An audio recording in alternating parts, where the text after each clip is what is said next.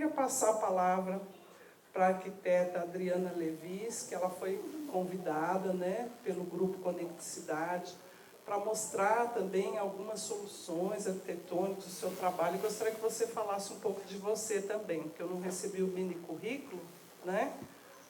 Não sei se alguém vai ler. É. Quer ler? Como você prefere? Que ela leia ou que você fale? Não, posso falar. Eu acho que eu vou preferir para não ficar próprio. Bom, então, primeiro, bom dia a todos. Professor Marcelo, queria agradecer o convite, parabenizar o trabalho aí que eu venho acompanhando do Conecticidade.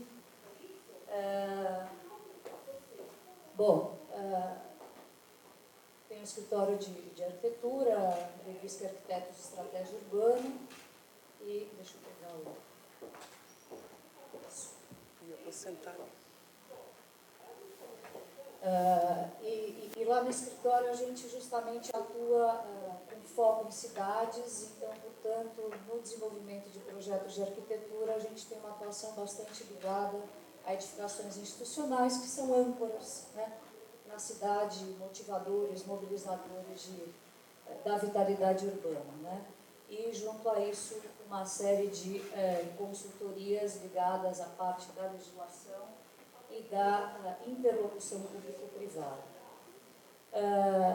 O que eu gostaria de trazer aqui para vocês, falando dentro do tema de conectividade, de construção de cidades através do urbanismo, é justamente abrir uma reflexão do ponto de vista do projeto, né, e do arquiteto nesse sentido, do projetista nesse sentido, enquanto uma figura que necessariamente atua como deve atuar dentro do campo do urbanismo como mediador nas articulações entre as esferas pública e privada na perspectiva da viabilização de cidade, né?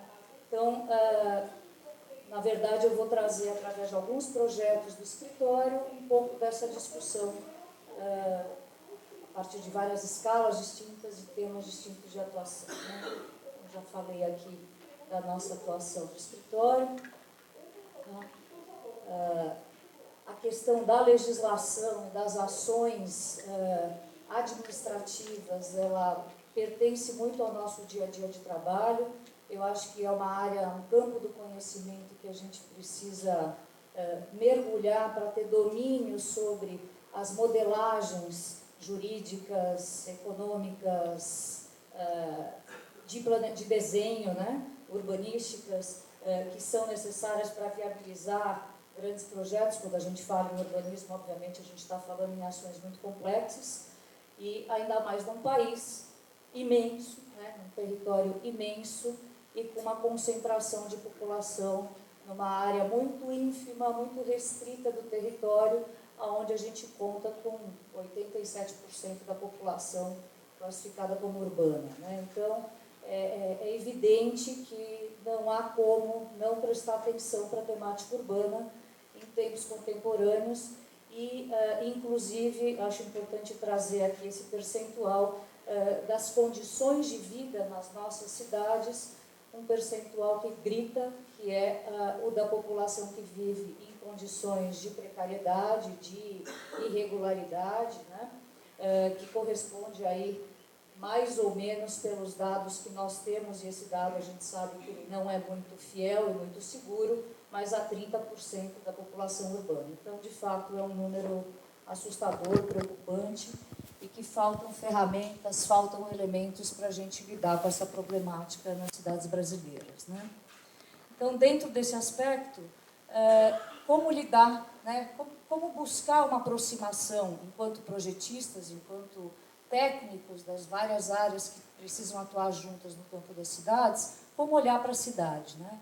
Então, sob a ótica do desenho, do projeto, é importante olhar para a cidade olhando para o seu caráter misto, como a condição de espaços compactos, como aquela que necessita acolher tecnologia, eficiência, desempenho, carece e demanda por flexibilidade, né, por diversidade cultural, social, econômica, geográfica, enfim. E a demanda por uma necessidade urgente de integração pública e privada, né? Eu acho que esse é um campo em que a gente ainda engatinha muito, né, na nossa cultura brasileira, e, de fato, fazer cidade, lidar com a cidade, planejar cidade, não se faz possível se a gente não conhecer a intimidade das esferas pública e privada e buscar sinergia e integração entre elas, né?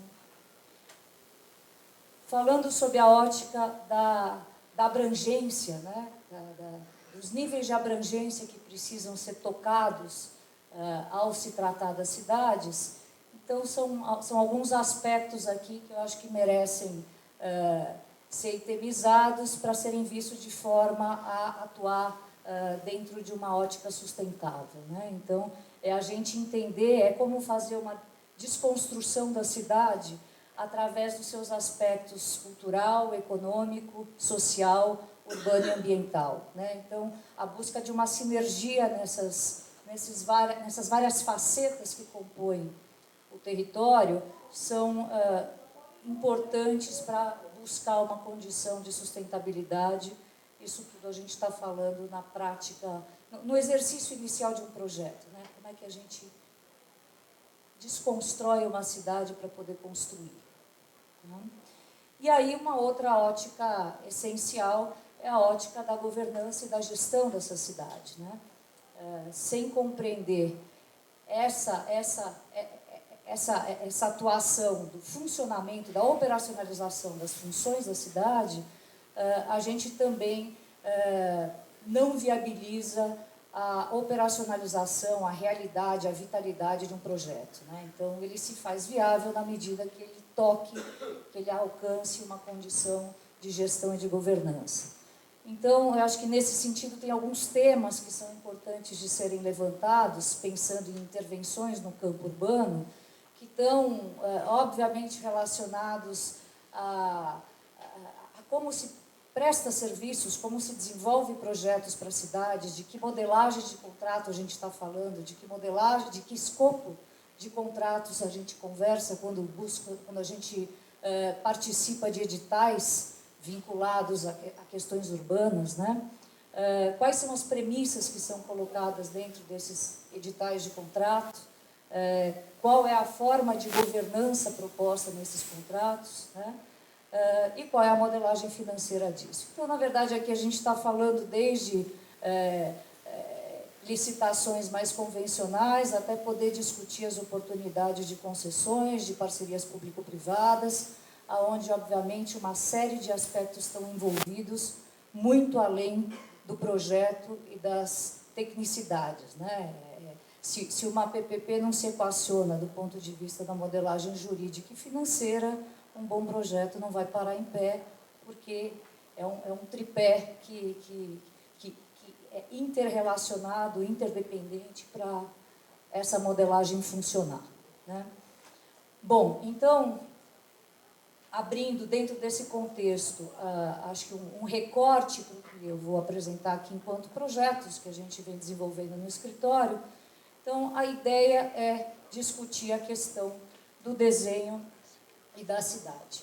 Muito rapidamente, só para materializar um pouco a questão da legislação urbana, com o que vem sendo a transformação da nossa cidade no tempo, né? Desde o início do século XX para cá, poucas imagens eu acho importante trazer para a gente entender o quanto a espacialização e a experiência propiciada no espaço gera condições de relacionamento, de oportunidades, de modelagens de relacionamento em todos os aspectos que a gente colocou, né? Cultural, social, econômico, aonde a experiência espacial ela qualifica e, portanto, interfere bastante nas oportunidades que a gente tem de integração com a cidade. Se a gente colocar aqui três linhas três temas ou três formas de qualificar as legislações urbanísticas da cidade de São Paulo desde o início do século XX, se a gente falar dessa primeira parte do século XX, né, até a década de 40, a gente tinha cidades que eram constituídas por quadras fechadas, né, onde a relação era extremamente explícita entre a parte privada, o edifício e a rua. Os prédios estavam no alinhamento da rua. As pessoas se utilizavam das ruas para se relacionar com essas edificações. Tá? Isso gerou uma condição de experiência das pessoas com a cidade e de relação entre pessoas na cidade. Se a gente passar do período da década de 50 do século XX até o final do século XX, a gente passa por um período onde a condição da individualização, do valor colocado no ente individual, e aqui ele é representado pelo lote, ele se faz muito forte. Então a gente passa a ver uma cidade onde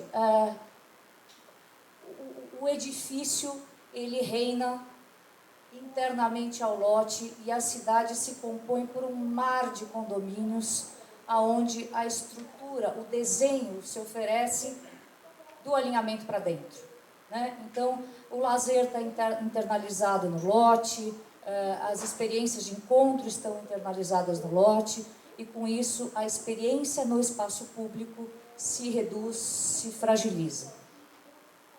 Então, tem uma questão de concepção de valor e percepção sobre esse espaço público, sobre esse patrimônio que é de todos, que fica fragilizado. Né? Aí a gente fala de um momento mais recente, que vem sendo acompanhado aí pela recente aprovação do último plano diretor, em 2014, a lei de zoneamento, e os primeiros empreendimentos começam a despontar, ainda muito lentamente, mas dentro de um conceito que é o da quadra aberta, que é a busca de uma experiência interrelacional público-privada, onde o espaço privado é aberto para o uso público e a governança, então, pelo privado é oferecida para usufruto público. Né? Então, são questões que abrem no campo jurídico novas formas de lidar com segurança, com manutenção, com fração ideal de condomínio, enfim, são outras maneiras de conceber e qualificar o que é esse espaço híbrido, esse espaço pactuado público-privado. Então, é uma oportunidade de experimentação dessa relação público-privada. Essas imagens que tem aqui são da Rive Gauche, na França. A gente não tem um trecho de cidade ainda, aqui em São Paulo, que possa representar essa modelagem, e a gente tem aqui algumas imagens que demonstram, então, essas quadras que estão interconectadas, as pessoas passando no meio das quadras, as edificações cruzando ruas e se conectando aérea ou de forma subterrânea. Então, existe uma sinergia muito grande entre o público e o privado. Né? Eu achei importante introduzir com isso, porque eu acho que isso gera uma condição de experiência que é muito enriquecedora e que me parece muito oportuna ao se tratar das cidades contemporâneas, com dificuldades de recursos públicos para gestão, com uma população cada vez mais densa e com necessidade de buscar formas de relacionamento e entretenimento. Então, como a gente buscar soluções integradas, criativas e que sejam pactuadas entre a esfera pública e a privada. Bom, então, entrando aqui um pouco nos nossos exemplos pé no chão, reais, Brasil, com todas as dificuldades que a gente tem de viabilizar os projetos, né? A gente está, então, focando nesses 3 temas, tá? Então, é o desenho, é o projeto dos espaços públicos e privados e as suas conexões. E falando disso, a gente está discutindo uma metodologia projetual e um exercício de mediação constante para a viabilização desse projeto, a necessária participação da sociedade na realização desses projetos, na medida que a gente precisa localizar oportunidades de criação de vínculo e depois de zeladoria na gestão, na manutenção desses espaços. Então, são espaços que não são áridos ou abstratos ou teóricos, né? Mas eles precisam ser decorrentes de todo um processo pactuado com um usuário, com quem vai fazer uso desse espaço, E a governança é quem cuida, qual é o dono, quais são os recursos, por quanto tempo, quais os direitos e deveres de cada um ao cuidar ao manter esses espaços. Tá? Então, nesse percurso, a gente vai ver uma série de espaços, a maioria deles são projetos de espaços públicos, em escalas diferentes, onde a gente sempre buscou muito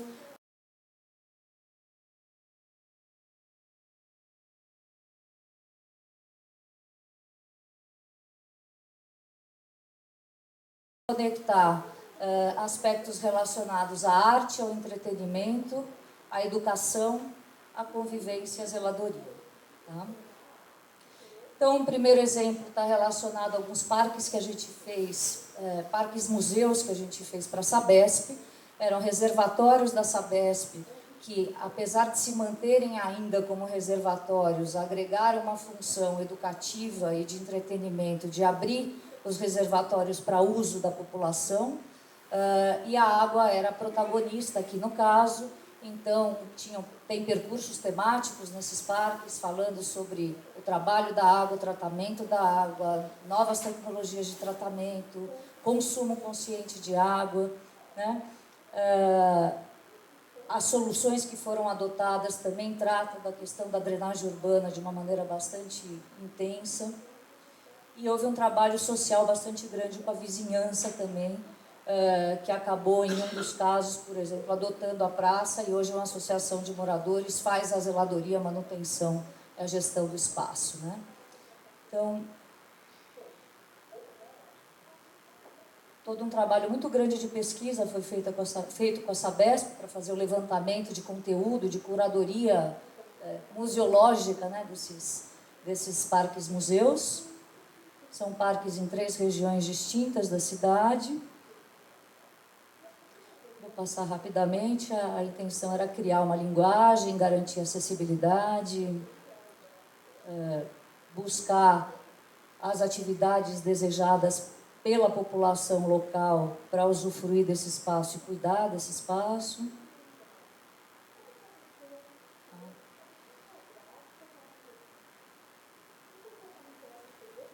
Então, são mirantes, são pontos de encontro, experiências bem interessantes, que motivaram planos de projetos de reciclagem de lixo, de coleta seletiva de lixo na comunidade local.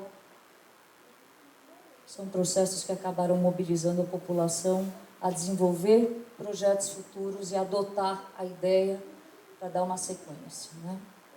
Aqui é um outro projeto, já numa escala bastante grande, são 2,5 milhões de metros quadrados, é uma área no sul, no extremo sul de São Paulo, é uma área de preservação permanente, a APA Capivari Monos, e que houve uma ocupação desde a década de 80, uma ocupação irregular da população. Então, portanto, a gente fala de uma área extremamente sensível do ponto de vista ambiental, social, né? E cultural, porque é uma área tombada pelo patrimônio histórico também. Tá? Então, a intenção aqui foi a gente buscar uma condição legal de regularização fundiária, com uma série de ações junto ao Conselho Gestor da região, para buscar condições de resgate dos rios, regularização fundiária da população habitante local e transformação dessa área numa área de pesquisa, né? É um parque numa escala metropolitana, então que mereceria uma série de pontos de atenção, de conteúdo programático, educacional e de pesquisa. Né? Ele, nesse momento, ele tem uma parte do projeto que ainda não foi implantada, que busca uma parceria com a universidade justamente para criar uma unidade de pesquisa local, principalmente voltada à área da fauna e da flora, para ficar sediada nas margens da represa Billings aí, né? Tá? Essa é a área envoltória, a cratera de Colônia, né? Esse perímetro amarelo é uma área tombada pelo patrimônio histórico, uma depressão geológica, e em vermelho tem essa franja aí que foi ocupada por uma população de mais de 40 mil pessoas. Então, o trabalho aqui, né, numa área ambiental supersensível, foi muito intenso, e sensível com a população, no sentido de ter que remover muitas pessoas que estavam ocupando a área da várzea, né? E buscar soluções de zeladoria mesmo, né?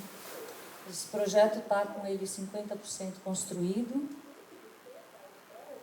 Tem um incremento bastante grande de verde aqui, né? As áreas de verde mais forte são áreas de intensificação vegetal, arbórea, e tem todo um percurso em laranja, que é um percurso peatonal, ou de prioridade ao pedestre, para transformá-lo num percurso temático e que traga informações e explicações sobre os valores dessa região.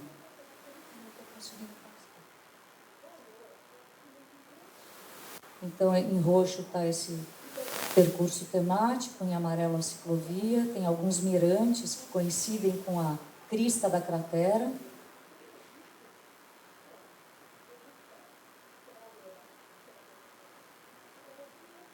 Aqui algumas imagens, né? Esse piso colorido é como se fosse um tapete convidando as pessoas, é justamente o percurso do pedestre. E ele percorre o loteamento inteiro, né, o futuro loteamento, a área de enriquecimento arbóreo, de onde saem muitas pessoas. Aqui, de novo, a partir da questão das águas, que tem sido um tema muito constante aí no nosso trabalho, também tem um trabalho de regularização fundiária de uma comunidade no Jardim Colombo.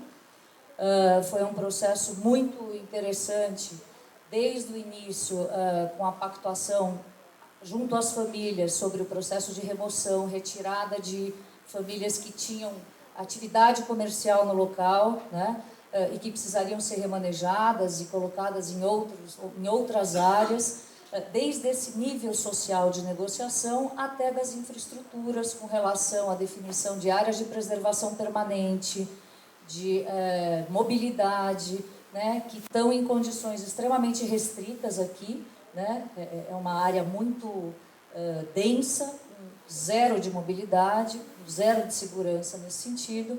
Então, obviamente, não são as dimensões ótimas que a gente consegue trabalhar num contexto como esse. A definição, a flexibilização de conceitos para se permitir o desenvolvimento de um projeto viável em regiões como essas, que na verdade representam uma realidade imensa de N números de situações similares, né? É algo que a gente precisa conseguir trabalhar em conjunto com todas as concessionárias, com os órgãos públicos municipal, estadual, entender que o regramento nem sempre deve ter a rigidez que se coloca para poder entender as demandas de situações como essas, né? Então, são questões muito corriqueiras e que a gente se coloca à frente de impossibilidades, muitas vezes, porque a faixa de preservação permanente tem que ser de tantos metros, mas com isso você vai tirar uma enormidade de famílias. Então, a possibilidade de colocar na balança como preservar as condições ambientais e, ao mesmo tempo, as sociais, precisa de uma mediação, precisa de uma interlocução, precisa de critérios que administração, eles vão perdendo a memória, né? A gente perde a capacidade de registro dessas questões e de permanência de uma inteligência sustentável para que esses projetos se façam viáveis, né? Bom, então aqui no caso é um trabalho grande de conexão com o metrô, com corredores de ônibus, abertura de vias, drenagem urbana, canalização, remoção de N unidades que estavam literalmente em cima do córrego, né, e criação de lotes e construção de novos lotes.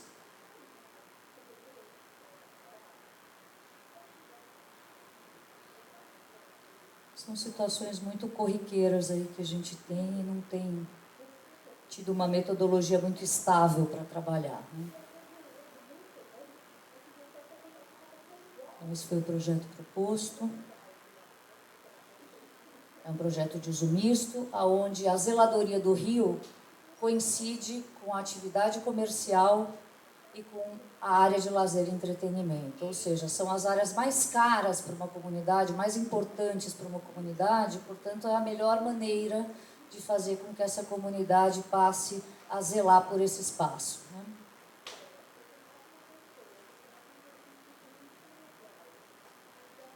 Tipologias, discussões com bombeiros, soluções que não eram aceitáveis e que a gente teve que buscar condições de viabilidade.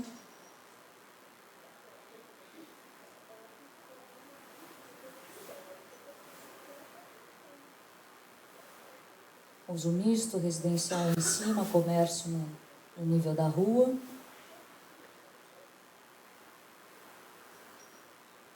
Áreas institucionais, de esportes.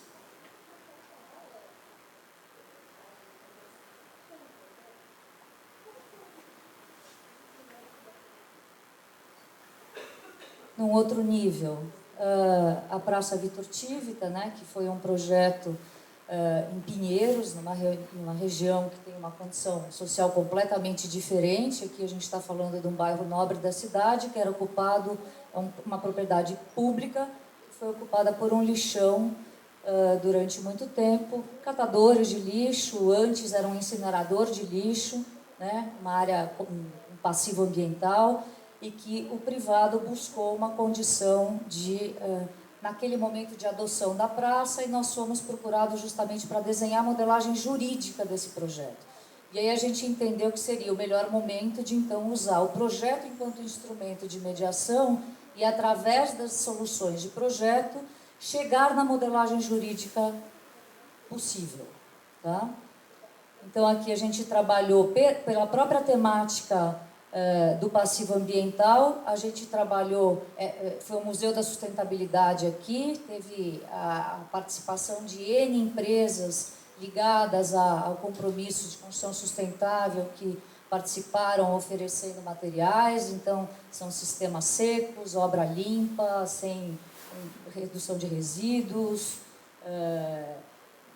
iluminação em LED estava no comecinho aqui, para espaço público, então ainda ninguém nem falava disso, né?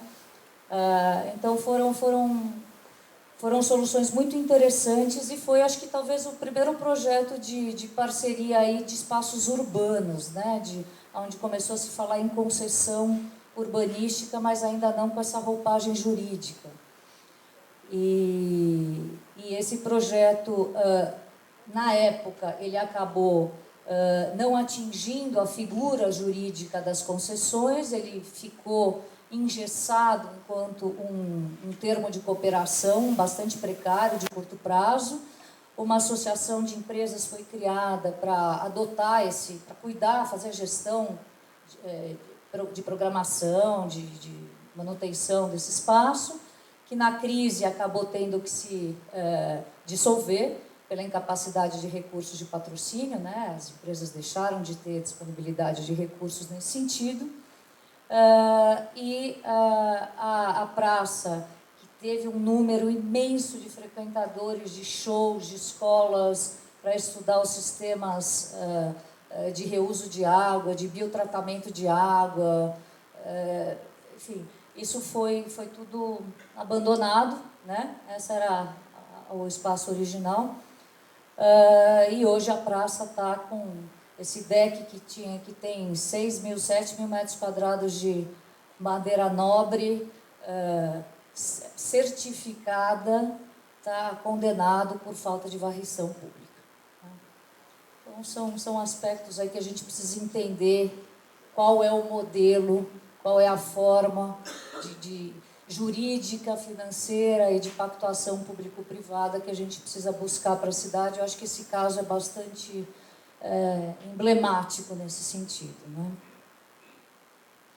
A gente recebe aí, uma vez por mês, alguma ONG que quer adotar a praça, mas não tem a menor ideia dos custos, das complexidades, de como é que você mantém isso daí de pé, né?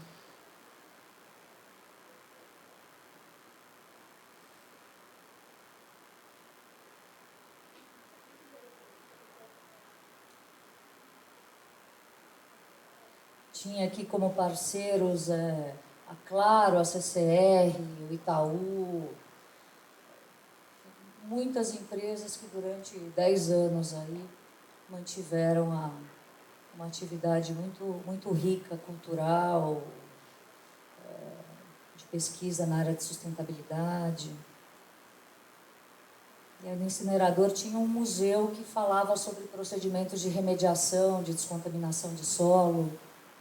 Era bem interessante. Tá? Tem um outro exemplo, que é uma escola do SENAC, né? Então a gente está falando aqui de uma edificação privada, mas que na verdade passou por todo um processo que se originou de fora para dentro, né? Então é uma escola técnica, toda a pesquisa com a população foi muito grande para buscar quais seriam os cursos, as demandas de capacitação profissional desejadas para se poder desenvolver o projeto, né? E hoje o SENAC continua com toda essa grade programática, e é uma escola que está dando muito certo, as unidades deles têm dado muito certo nesse sentido, por essa metodologia participativa no sentido da definição do programa das unidades, né? Acho que aqui a gente tem questões que no edifício também falam de características que na cidade a gente precisa falar, né? Então, o aspecto da flexibilidade foi a pauta mais essencial desse projeto, né? A possibilidade de transformação no tempo. Não vou passar rápido aqui, não.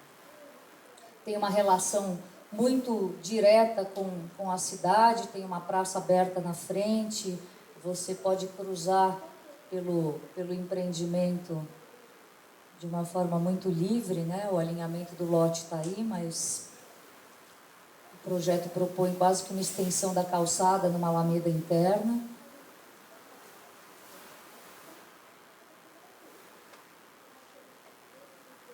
Aí tem uma série de aspectos aí de iluminação natural, tratamento acústico, espaços muito amplos de ócio, a gente gosta de falar disso, então você tem espaços para o ócio e para a criatividade, né? Então, o corredor é o lugar onde mais se pode ser criativo aqui. Tá? Bom, estão me dizendo que meu tempo acabou, então eu não sei o que eu faço. Continua um pouco? Tá, posso deixar, tem outros projetos em outra escala para depois, mas... enfim, é um equipamento, né? Acho que é importante ver aquela foto, que é um equipamento muito importante em São Miguel Paulista, né? Uma região muito horizontal, muito densa, e o nível de transformação de um equipamento de ensino e capacitação profissional como esse, como vem... Tem depoimentos, vídeos super interessantes da transformação do comércio, da comunidade, em virtude disso tudo, né? O que eu faço, Sérgio? Chega? Quantos tem ainda? Os dois? Os dois ainda? Não, eu acho que eu vou parar nesse projeto muito, aqui, você então. Que sabe, eu não sei, vocês que... Claro, vai pode. ficar disponível? Tá. Então...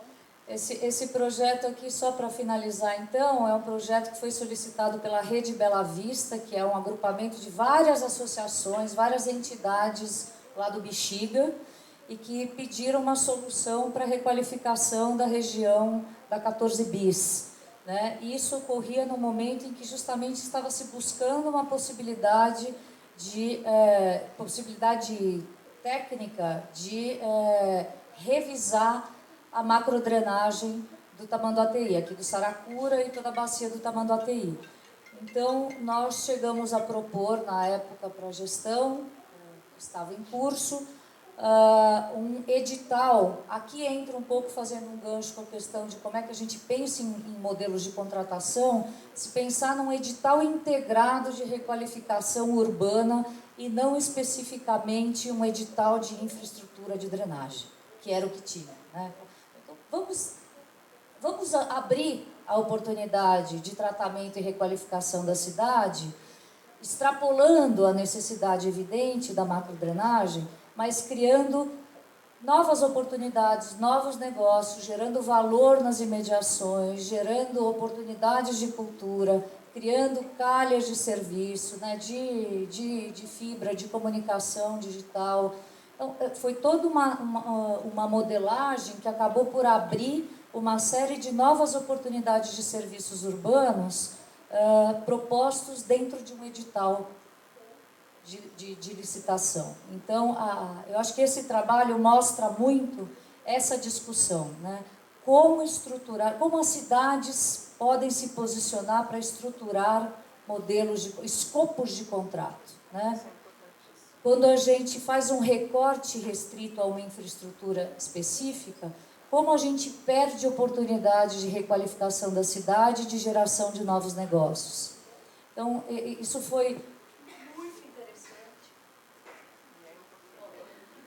Cortaram a minha voz.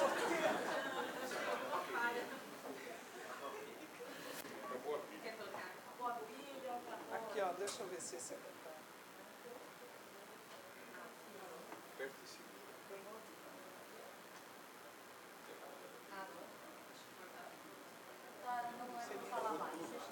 Esse aqui eu estou tentando, mas eu não sei já. Quer pegar essa gravação?